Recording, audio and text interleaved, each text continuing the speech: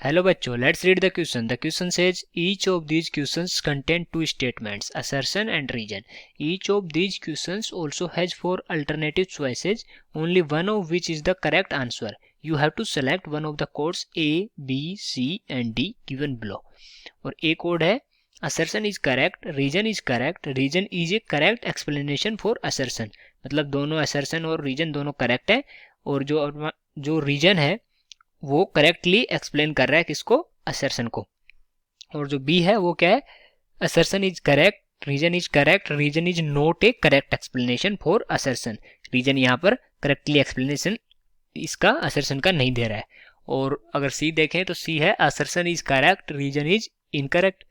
और जो last option है वो अपना है assertion is incorrect, reason is correct. Okay.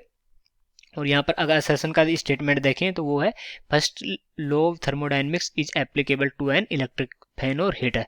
तो जो फर्स्ट लॉ ऑफ थर्मोडायनेमिक्स होता है वो किस पे एप्लीकेबल होता है, इलेक्ट्रिक फैन और हीटर पे. और रीजन इसका क्या गिवन है यहाँ पर कि in an electric fan the electric energy is converted into mechanical work that moves the blades. In A heater electric energy and converted into heat energy.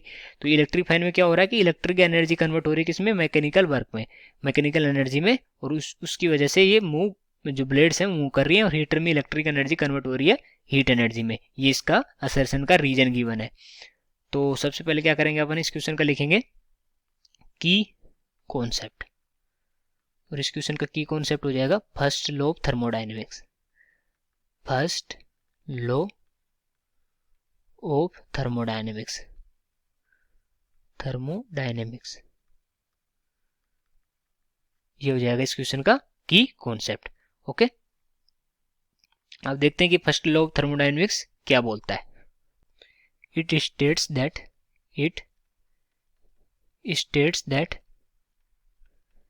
energy can neither be created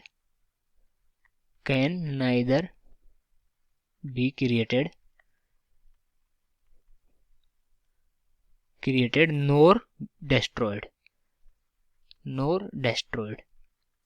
Okay.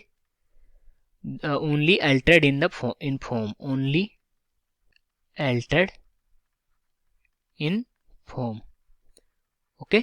तो इसका कहना है कि energy ना तो create की जाती है ना ही डिस्ट्रॉय होती है, ये केवल अपनी फॉर्म चेंज करती है. ओके. तो ये है फर्स्ट लॉ ऑफ थर्मोडायनेमिक्स. तो अब देखते हैं कि जो इलेक्ट्रिक फैन होता है उसमें क्या होता है. इलेक्ट्रिक फैन में क्या होता है, जो अपन इलेक्ट्रिसिटी सप्लाई करते हैं, मतलब इलेक्ट्रिक एनर्जी उससे क्या होता है, वो कन्वर्ट होती है किसमें, मैकेनिकल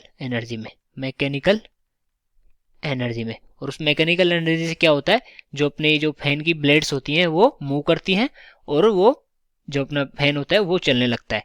और ऐसे ही अगर हीटर में देखें, तो हीटर में क्या होता है, जो इलेक्ट्रिक एनर्जी है, इलेक्ट्रिक एनर्जी किस में कन्वर्ट हो रही है, converts into heat energy. Okay. तो अपनी जो इलेक्ट्रिक एनर्जी है वो किस में कन्वर्ट होती है, हीट एनर्जी. और वो अपने रूम को हीटअप करता है या गर्म रखता है. ओके. तो यहाँ देखें तो जो अपनी एनर्जीज है, एनर्जी यहाँ पर ना तो डिस्ट्रॉय हो रही ना क्रिएट हो रही, केवल अपनी फॉर्म चेंज कर रही है. ओके. तो energy change in the forms, different forms, different forms. Okay. तो जो अपना फर्स्ट लॉ ऑफ थर्मोडायनेमिक्स से यहाँ पर एप्लीकेबल हो रहा है. और फर्स्ट लॉ ऑफ थर्मोडायनेमिक्स यही बोल रहा है कि ये ना तो क्रिएट होती है ना डिस्ट्रॉय होती है, only altered in the form. Okay. तो अगर अपन असर्शन और रीजन पढ़े तो first law of thermodynamics is applicable to an electric fan और हीटर, तो ये सही हो जाएगा. और रीजन इसका गिवन है कि ये इलेक्ट्रिक एनर्जी को कन्वर्ट करता है मैकेनिकल में, और जो हीटर में जो इलेक्ट्रिक एनर्जी होती है उसको कन्वर्ट करता है हीट एनर्जी में. तो यही इसका रीजन है. आपने अभी देखा कि इलेक्ट्रिक फैन में यही हो रहा था और हीटर में भी इलेक्ट्रिक एनर्जी कन्वर्ट हो रही थी हीट एनर्जी में. तो दोनों करेक्ट है और इसका करेक्ट एक्सप्लेनेशन भी है. तो कौन सा ऑप्शन करेक्ट हो जाएगा, ए ऑप्शन करेक्ट हो जाएगा. So I hope you understood it well. Best of luck.